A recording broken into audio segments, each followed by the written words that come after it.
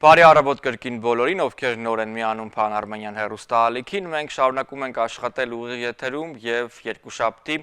նախ ներկայացրինք օրվա հիմնական նորություններ ու հետաքրքիր բացահայտումներ, առջևում մեզ սպասվում են օրվա համար նախատեսված մի քանի տեսակապեր ու ամենատարբեր թեմաների քննարկումներ։ Ծրագրի այս հատվածում առաջարկում եմ քննարկել մեդիայի հետ կապված մի քանի մանրամասներ, մասնավորապես սոցիալական մեդիայի, մեդիա մարքեթինգի փորձագետը, թվային մարքեթինգի, ինչպես նաև մեդիա փորձագետ, այժմ մեզ հետ կապի մեջ խոսքը Տաթև Խաչատրյանի մասին է։ Բարի առավոտ Տաթև, շնորհակալություն կապի դուրս գալու համար, նախ ինչպես եք։ Լավ, դուք ինչպես եք։ Մենք եւս լավ, շնորհակալություն։ Տաթև մենք միասին այսօր քննարկելու ենք առաջիկա 15-20 րոպեների ընթացքում, թե ինչպես կարող ենք առհասարակ օգուտներ քաղել եւ մասնավորապես մեր զրույցը ուղղված է մեր հեռուստադիտողներին օգնելու համար սոցիալական մեդիայից, որևէ մեկի համար գաղտնիք չէ, որ պանդեմիայի ընթացքում հատկապես մարդիկ սկսեցին մտածել, թե ինչպես կարող են փոքր բիզնեսներ կամ ինչպես կարող են հետաքրքիր ինչ-որ նախաձեռնություններ անել, որոնք հետաքրքրում են ոչ միայն իրենց, այլ նաև որոշակի թվով մարդկանց եւ երբեմն դրանով հնարավոր է նաև գումար աշխատել։ Նախ արի փորձենք վիճակագրությունը հասկանալ, ըստ քո տվյալների, արդյոք պանդեմիան օգնեց, թե խանգարեց մարդկանց սոցիալական մեդիայի առումով։ Ավելի շատ սկսեցին, թե հակառակը սկսեցին կարևորել ավելի կյանքային եւ իրական բաներ։ Այստեղ երևի թե տարանջատենք սովորական մարդկանց ու բիզնեսներին, հա, այսինքն մարդկանց առումով բնականաբար հասկացանք, որ արդեն հոգնել էին կարծես թե թվային շփումներից եւ այլն, բայց բիզնեսների պարագայում բավականին արդյունավետ եղավ, որովհետեւ վերջապես շատ բիզնես օներներ հասկացան, որ իրականում վաճառքները հենց պետք է սկսել խթանել սոցիալական ցանցերից, որովհետև շատ հնարավորություններ են տալիս սոցիալական ցանցերը, գովազդի լայն հնարավորություններ են տալիս, որ ցանկացած ապրանք կամ ծառայություն հասանելի դարձնեն սպառողներին, եւ այս մասով շատ բնականաբար դրական էր արդյունքները, շատ խանութներ օրինակ Հայաստանում անցան օնլայն վաճառքի, այսինքն ընդունում էին օնլայն պատվերներ եւ առաքումները նույնպես օնլայն կարողանում գրանցել, այդպես մոնիտորինգ չեմ կարող իրականում ասել, որովհետև ես միայն կարող եմ ասել այն բիզնեսների մասով, ում հետ մենք ենք աշխատել կոնկրետ, այսինքն ռեալ մենք փորձեցինք եթե փորձենք հասկանալ նաև սպառողի կողմից, արդյոք մենք առավել խելամիտ ենք եւ ավելի ուշադիր ենք ծախսում մեր վաստակած գումարները, երբ մենք օնլայն ենք գնումներ անում, թե հակառակը ավելի տրվում ենք գուցե այդ ազարտին եւ ավելի շատ գնում օնլայն։ Որն է ճիշտ պատասխանը։ Եթե մի քիչ տարանջատենք հայկական շուկայի պարագայում, երևի թե մի փոքր այլ է, հա, մեր մենտալիտետը, մենք չենք սիրում շատ օնլայն վճարումներ կատարել, այսինքն մեր համար դեռ նստած է այդ մեխանիզմը, այսպես ասած,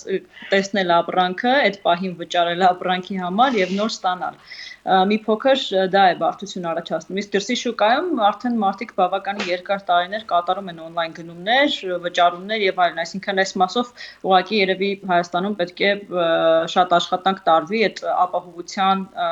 մեխանիզմները զարգացնելու համար, հա, վճարման հետ կապված, որ մարդիկ հասկանան, որ կարող են օնլայն վճարել եւ ստանալ իրենց ցանկացած ապրանքը։ Տաթև ինչպիսին է այսօր հնարավորությունները սոցիալական մեդիայում դեռահասներին, չգիտեմ, տնային տնտեսուհիների, մարդկանց համար որպես երկրորդ զբաղմունք որևէ բիզնես ստեղծել է, որևէ եկամտաբեր նախագիծ մեկնարկել է։ Արդյոք լայն են հնարավորությունները։ Հնարավորությունները միանշանակ լայն են, ուղղակի պետք է կողմնորոշվել ոլորտի հարցում, այսինքն հասկանալ ինչ հնարավորություններ դուք ունեք կամ ինչով եք սիրում զբաղվել, ինչ կարող եք առաջարկել շուկային, գնահատել դրա հանդեպ պահանջարկը, հա, նույն ծառայության կամ ապրանքի դեպքում, ու այ որպեսզի ներողություն ընդհատելու համար, որպեսզի ավելի պարզ լինի օրինակները, եկեք օրինակով խոսենք։ Օրինակ, մեր հեռուստադիտողներից մեկը որոշում է տանը խմորեղեններ թխել ու դա վաճառել, քանի որ անընդհատ տեսնում է, որ իր բարեկամները կամ ընկերները նրան խնդրում են, որպեսզի իրենց համար դա թխի, համը դուրը գալիս է մարդկանց,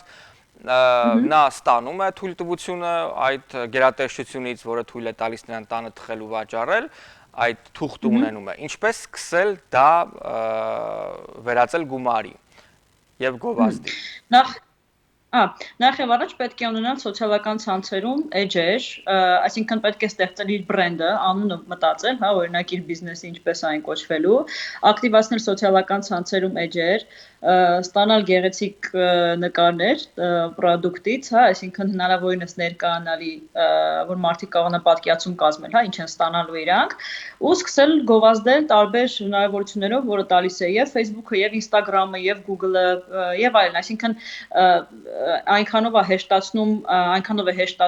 այդ գովազդային արշավների գործընթացը, որ մենք կարիք չունենք տվյալ մարդուն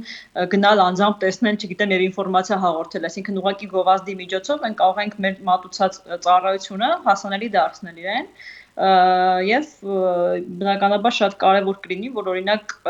հենց այդ պահին հասանելի լինի ծառայություն։ Օրինակ, ես եթե ուզենամ, եթե տեսնեմ գովազդով ինչ-որ բան եւ ցանկանամ պատվիրել, ես իմանամ, որ առավելագույնը 2 ժամվա ընթացքում ես կկարողանամ դա ստանալ, որովհետեւ առաջին տպավորությունը, այսպես բիզնես հաճախորդ հարաբերությունների մեջ շատ կարեւոր է։ Եթե ես սկսեցի ինչ-որ բան, ես պետք է մաքսիմում պատրաստված լինեմ ամբողջությամբ բավարարել ոնց որ մյուս կողմի պահանջները։ Եվ արդեն զարգացնել մյուս ռազմավարությունը, հա, այսինքն քայլերի հերթականությունը եթե նայենք, այդ ռազմավարությունը միասին քննարկենք, որպեսզի ոչ թե տերմիններով, այլ ավելի օրինակներով հեռուստադիտողներին բարձ լինի, շարունակենք թխվածքներ պատրաստող կնոջ կերպարը, ըստ ձեզ ավելի ճիշտ է, երբ սոցիալական մեդիայի էջի կամ բրենդի հետ ասոցացվում է այն կինը, ով պատրաստում է եւ ճիշտ է, որ մարդիկ դրան ճանաչեն, համակրեն, վստահեն, թե հակառակը ավելի պրոֆեսիոնալ դա պետք է երևա եւ մենք չիմանանք, որ այդտեղ աշխատում է մի ամբողջ թիմ, թե մի տնային տնտեսուհի, որն է ավելի ճիշտ ըստ ձեզ։ Տեսեք, սոցիալական ցանցերի հետ աշխատելիս առհասարակ կան եւ գրված եւ չգրված օրենքներ, այսինքն տվյալ դեպքում եթե մենք ներկայացնենք անհատին, միգուցե եւ ավելի շատ արդյունք ունենանք, քան ուղակի այդպես լուրջ ինչ-որ բիզնես պրոյեկտ, հա, որովհետեւ շատ հաճախ մարդիկ սիրում են այդ մարդկային շփումը, այսինքն անմիջապես տեսնեն, թե ում հետ են իրենք կապի մեջ գտնվում, ումից են գնում տվյալ թխվածք, օրինակ, ով է թխվածքը թխում իրենց համար, ինչպես նաեւ բնականաբար աշխատանքային process, այսինքն օրինակ նույն էջերում շատ գեղեցիկ կդիտվի, եթե տվյալ թխվածքի օրինակ պատրաստման process-ը նկարվի, մարդկանց բացատրվի, իհարկե ճակերտներ չբացելով, գաղտնիքներ, հա, չբացելով մասնագիտական, որովհետև մարդիկ այդ անգլերեն ասած human touch այսպիսի մի արտահայտություն կա, որ իսկապես շատ է գնահատվում դա սոցիալական ցանցերում ու կրկնակի արդյունք են ստանում, երբ որ մարդիկ իրենք են ներգրավված լինում իրենց սոցիալական ցանցերում։ Դա թե առհասարակ, եթե փորձենք ոչ միայն բիզնես, այլ նաև սովորական օգտատերերի կամ հայտնի մարդկանց պարագայում, այսօր ինչն է ավելի շատ տարածվում կամ ավելի շատ արձագանք գտնում սոցկայքերում, երբ դա անձնական որևէ հրապարակում է, էմոցիոնալ որևէ հրապարակում է, երեխա է, ընտանի կենդանի է, թե այլ, թե արտադրանք, աշխատանք, արտիստի որևէ տեսահոլովակ կամ դերասանի որևէ ֆիլմից հատված։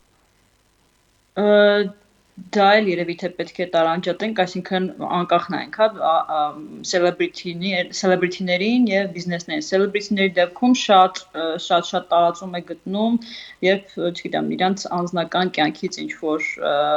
գրառումներ են տեղադրում, չգիտեմ, ամուսնություն, զուգընկեր եւ այլն այսպիսի թեմաներ, ընտանիքի անդամներ, այսինքն դա է պատճառը, դա թե որ բոլորը անընդհատ ամուսնանում բաժանվում են։ Չեմ կարող դա ասել ճիշտն ասած, բայց այն որ դա top թեմա է համարվում, այսինքն եթե մոնիտորինգ իրականացնենք բոլոր թեկուզ հայտնիների սոցիալական ցանցերում կտեսնենք, որ իրենց ամենաշատ լայք հավաքած ֆոտոն կամ իրենց կնոջ հետ նկար է, կամ երեխայի հետ նկար է, կամ նոր ընկերուհու հետ կամ ընկերոջ հետ նկար է։ Այսինքն դա այն այդ կանայք ու ընկերուները շատ են, լայքերը ավելի շատ են, պարզ մաթեմատիկա։ Երևի այդ մոնիտորինգը չեմ իրականացրել ճիշտ ասած, բայց դե մեր հայրենակցի դեն բրազիլիանի օրինակը փաստորեն պետք է որ այստեղ տեղին լինի։ Հա, միգուցե ես ավելի շատ հայ աուդիտորիայի շրջանակներում եմ դա դիտարկել, տես միջազգային բանով չէ, բայց միջազգային հարթակներում էլ միանշանակ դա աշխատում է։ ուղղակի դերի դեպքում ինձ չի թվում էլի որ դա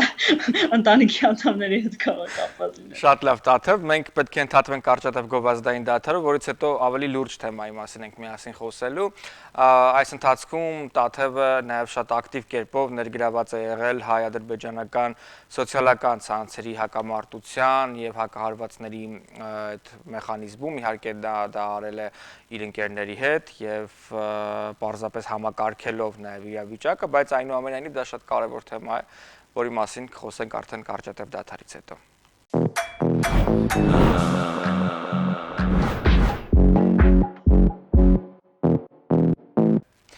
Դե ինչ մենք շարունակում ենք աշխատել ուղիղ եթերում, բարի լույս հայերն, միասին Տաթևի հետ տեսակ ամուրջով մենք քննարկում ենք սոցիալական մեդիայի շատ կարևոր հարցեր, այդ թվում նաև ծրագրի այս հատվածում կանգ առանք մի թեմայի վրա, որը հայ-ադրբեջանական հակամարտության եւ մասնավորապես հատկապես պատերազմի օրերին սոցիալական ցանցերում մղվող տեղեկատվական պատերազմների մասին էր, ինչպես մասնագետների, պրոֆեսիոնալների, այնպես էլ պարզապես ինֆլուենսերների ազդեցիկ մարդկանց կողմից հավաքագրվեց եւ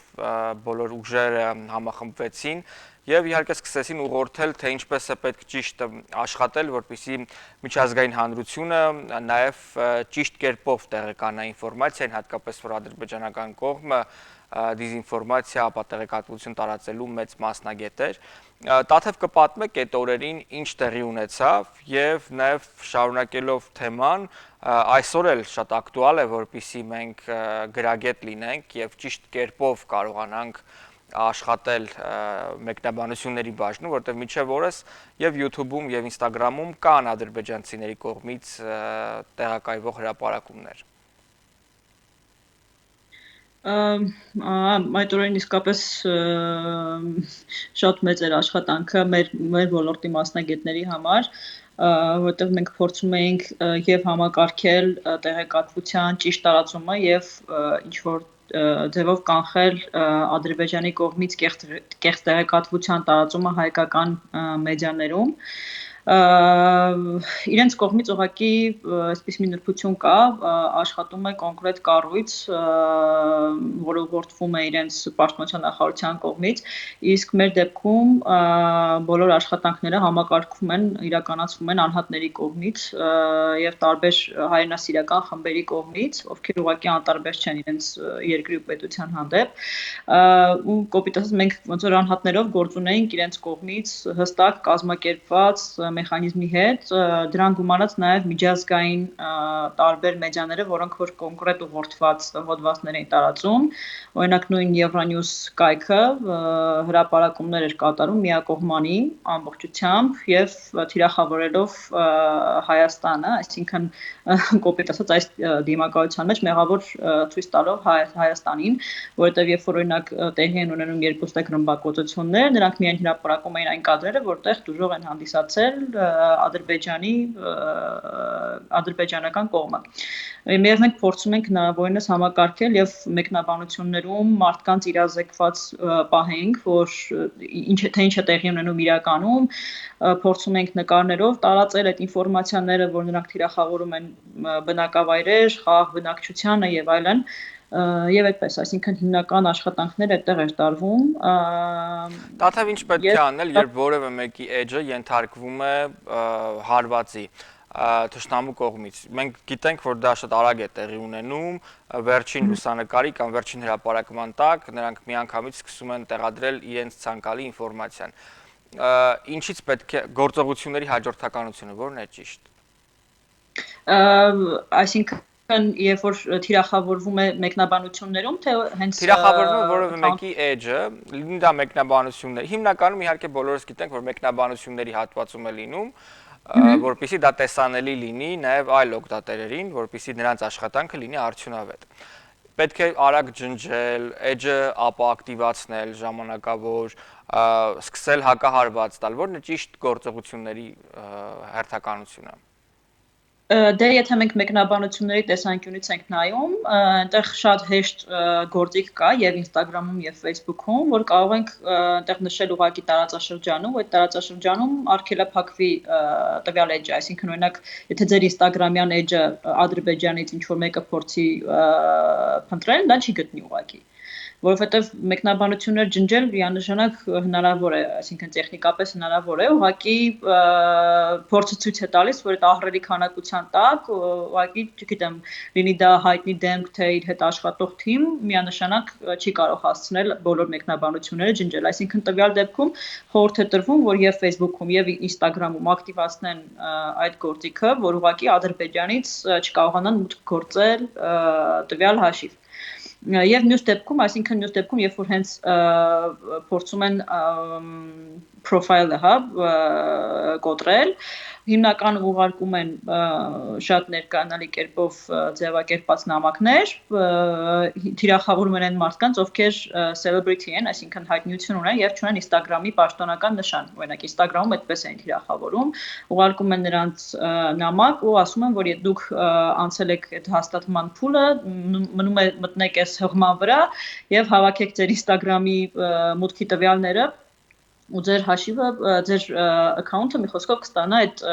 հաստատման նշանը։ Դե բնականաբար տվյալները լրացնելուց հետո անմիջապես edge-ը հայտնվում է իրենց ձեռքում, որովհետև դա հենց իրենք են էլի անում այդպես։ Այսինքն պետք է զգուշանալ, նախ ստուգել էլեկտրոնային հասցեները, որ հասցեներից եք ստանում նամակները, որովհետև օրինակ Instagram-ը հաստատ չի ուղարկի նամակ gmail.com-ից կամ mail.ru-ից նույնիսկ էլեկտրոնային հասցեներով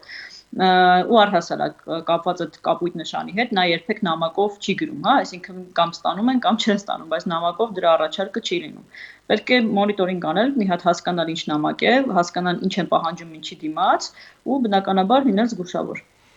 Տաթև հիմնական քաղաքական, հասարակական, պատերազմային ու հետպատերազմային քննարկումները աշխարհում անցնում են Twitter-ում։ Եվ այս ադրբեջանական հակամարտության ու պատերազմի ընթացքում Twitter-ը հայկական տիրույթը եւս ակտիվ էր, մենք ունեցանք օրեր, երբ անգամ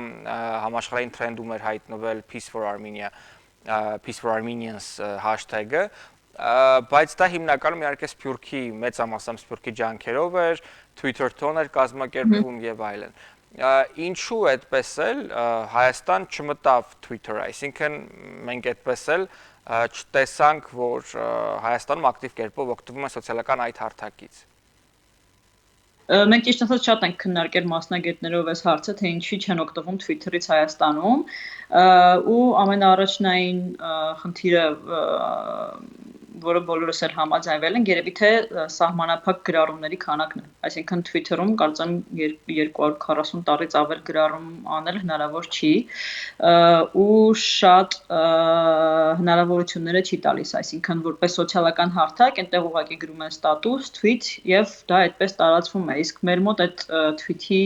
գաղափարը այդքան ընդունված չի, այսինքն մեր մոտ շատ հաճախ մարդիկ սոցիալական ցանցերից օգտվելուց նախընտրում են, չգիտեմ, նայել ինչ-որ տեսանյութեր, տարբեր մեկնաբանություններ կարդալ եւ այլ, իսկ այնտեղ այսինքն մի քիչ պետքա աշխատես ինքդ քո վրա, որ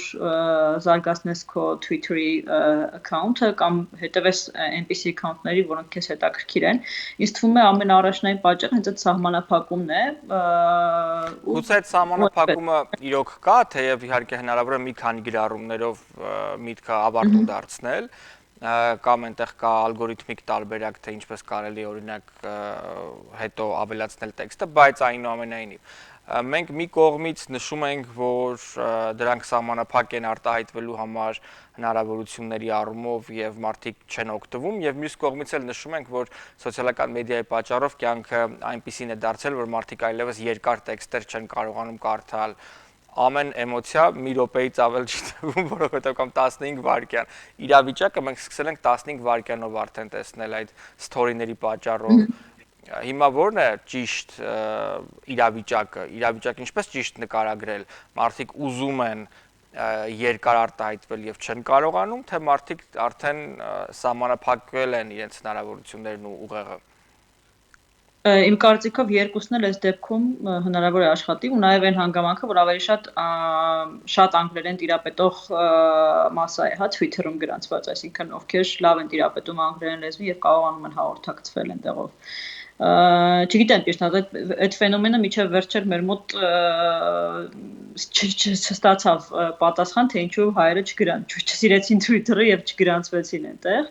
Ամեն դեպքում ինձ թվում է երևի հենց այդ շատ օֆիցիալ լինելու հանգամանքներ, հա, որ վանեց ուղակի հայկական աուդիտորիային այնտեղ, այսինքն այնտեղ հիմնականում ակտիվ են քաղաքական գործիչները, ակտիվ են լրագրողները ու ակտիվ են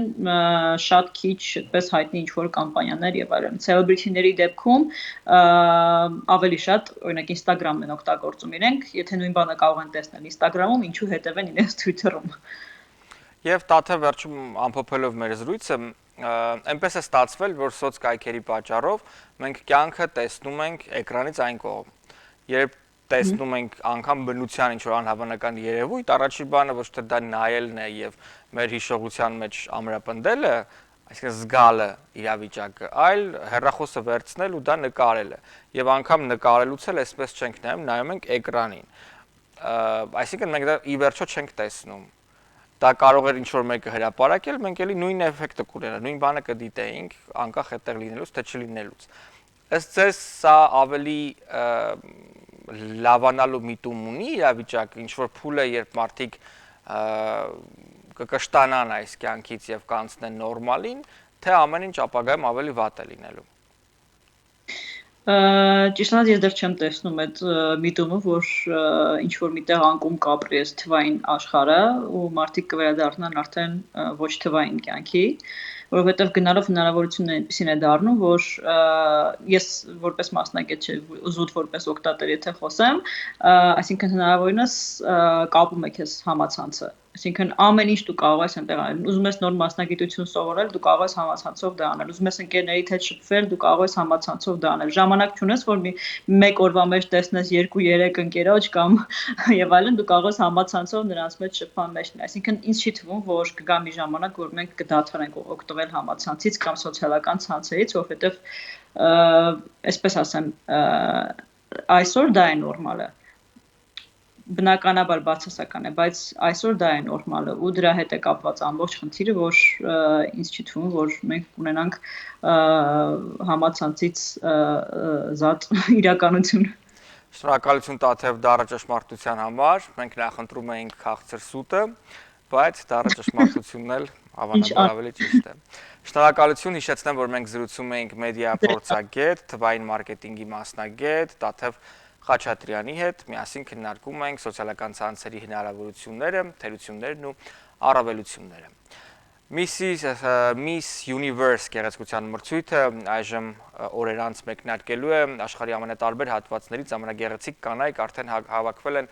Միացյալ Նահանգներում, Մայամիում եւ այնտեղ է նաեւ մեր հայրենակցուհին, հայուհին Մոնիկան, ում հետ կապված մանրամասներ, ընդհանրապես կարճատև դադարից անմիջապես հետո մենք կճշտենք հայաստանյան պատվիրակության ղեկավարից, Miss Հայաստան եւ ինչպես նաեւ Mrs Universe-ից Գոհար Հարությունյանից, այնպես որ մնացեք բարի լույս հայերի հետ։